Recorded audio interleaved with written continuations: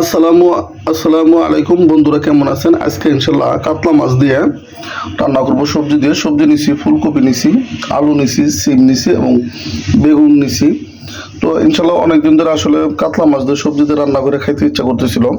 তো অনেক সবজি দিয়ে রান্না করা হয়, কিন্তু আসলে ফুলকপি, বেগুন, সিম, আলু দিয়ে কখনো রান্না করে খাওয়া হয়নি। তো আজকে ইনশাল্লাহ রান্না করে খাবো। দেখেন কেমন লাগে, ইনশাল্লাহ আমাদের সাথেই থাকবেন। রান্নার রেসিপিটা দেখেন কেমন হয়। তো আমরা কড়াই নিয়ে নিছি, কড়াই ইনশাল্লাহ গরম হয়ে গেছে। এখন তেল দিয়ে নিব। তো তেল গরম হয়ে গেছে, আমরা এখন দিয়ে নিব কালো জিরা। কালো জিরা দিলে তরকারি আলাদা একটা গ্রান হয়, এই জন্য কালো জিরা দিয়ে নিলাম। পাঁচফোড়ন দিলাম, পাঁচফোড়ন দিলে আলাদা একটা স্বাদ বাড়াই। অল্প কয়েকটা পাঁচফোড়ন দিয়ে দিলাম। এখন দিয়ে নিব পেঁয়াজ কুচি,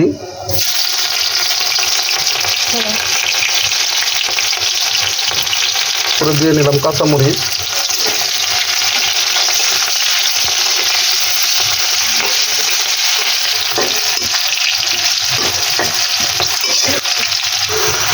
পেঁয়াজ রসুন বাটা,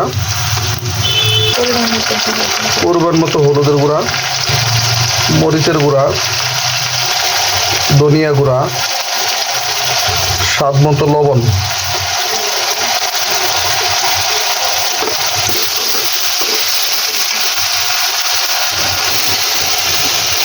পরিমাণ মতো একটু পানি দিয়ে দিলাম।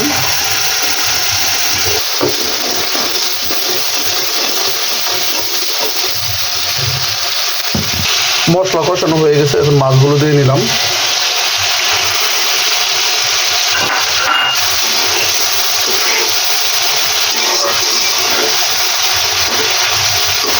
মাছগুলো কষানো পর্যন্ত অপেক্ষা করবো। এখন ঢাকনা দিয়ে ঢেকে দিলাম। মাছগুলো কষানো হয়ে গেছে, এখন মাছগুলো তুলে নেব।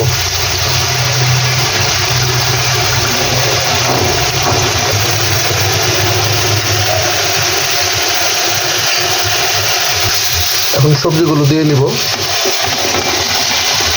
সবজিগুলো দিয়ে নিলাম।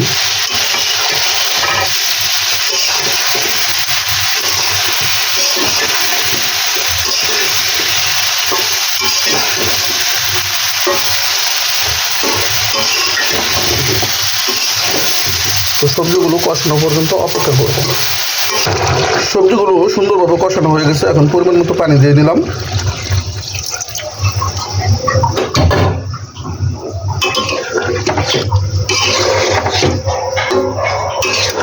এখন মাছগুলো দিয়ে নিব।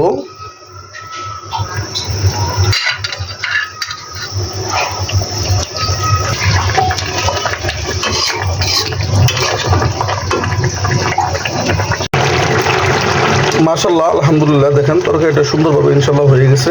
তো আজকের তরকারি রেসিপিটা কেমন লাগলো অবশ্যই কিন্তু কমেন্ট করে জানাবেন, এবং কে কোথা থেকে ভিডিওটা দেখছেন অবশ্যই কিন্তু কমেন্ট করবেন। তো সকলের সুস্থতা কামনা করছি। আসসালামু আলাইকুম ওয়া রাহমাতুল্লাহি ওয়া বারাকাতুহু।